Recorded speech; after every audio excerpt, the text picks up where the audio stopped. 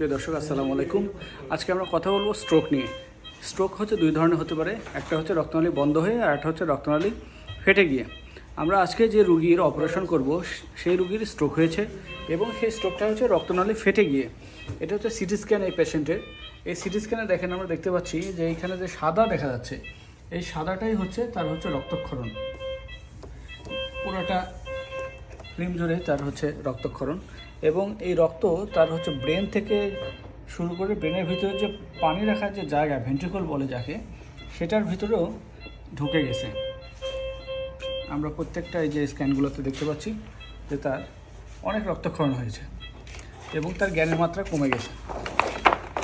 এখন এই রুগী আমরা যেটা করব, হাড়টা কেটে রক্তটা বের করে দেব এবং আশা করি রুগী বেঁচে যাবে।